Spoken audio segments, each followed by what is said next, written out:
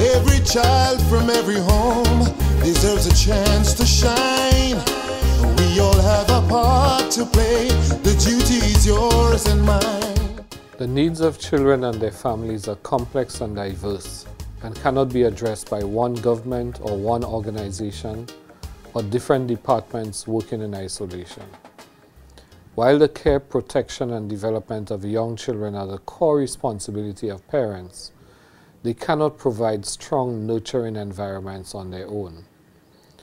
From the grassroots civic leaders to public and private sector officials, all must form part of the process to inform and facilitate the development of a successful early childhood development sector in the Caribbean.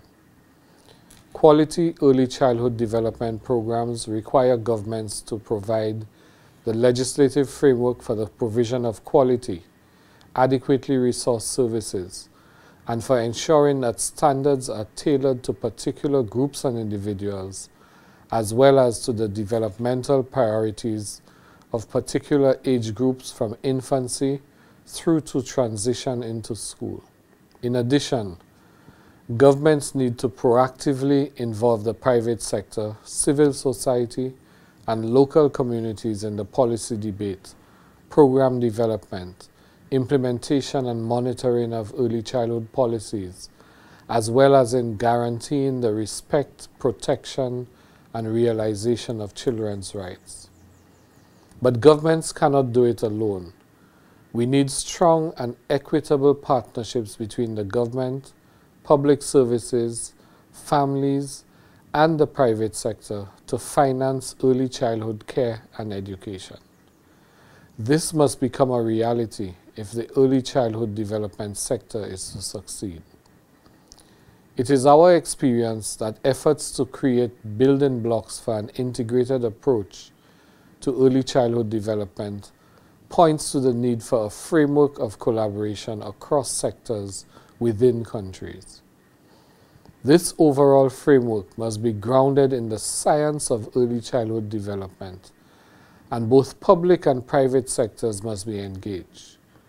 No one sector can do it all, and no single blueprint can possibly fit the specific needs of every country.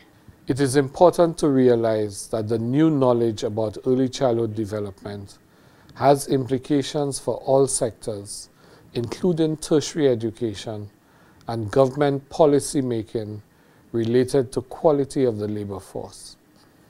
The private sector needs to be engaged, and private-public partnerships could accelerate action by combining private sector resources and know-how with public sector policies and strategies.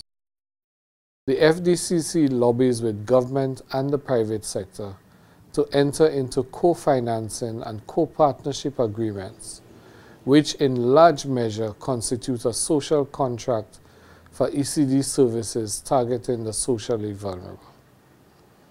Co-financing and other partnership agreements allow for long-term and predictable funding to be made available in order to sustain the ECD sector instead of the region's typical one-off ad hoc financing.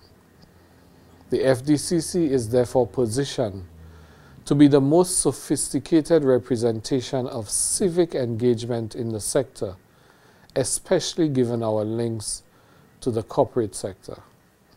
By working in partnership with governments, the private sector, and civil society organizations, the FDCC can maximize impact and return on investment by drawing on the strengths of each partner.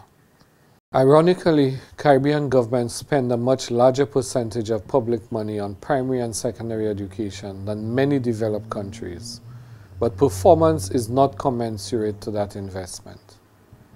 Public funding lags significantly behind expenditure on early childhood care and education. Yet, research worldwide has consistently punctuated the importance of public investment at the early stages of education in order to lay the foundation for accomplishment. Where investments have been made in ECD, these investments have centered around infrastructure with little or no emphasis on the learning environments or the quality of service delivery. Early childhood development has to be more than building more buildings. Several cursory research analyses suggest that the FDCC-supported Roving Caregivers Project, the RCP, is more cost-effective than traditional forms of childcare services. To bring authoritative definition to this point of view, a cost analysis was conducted by the Amsterdam Institute for International Development. The report confirmed the cost-effectiveness of the model. The cost analysis is also relevant to considerations of the most necessary context in which further replication of programs like the RCP can be productively pursued. The major conclusion of the study is that the RCP is substantially cheaper than alternative interventions. Consistently, the RCP modality proves cheaper than community-based daycare or public preschool or private daycare interventions. The FDCC will therefore continue to support informal and cost-effective approaches like the RCP, which we believe gives more bang for the buck.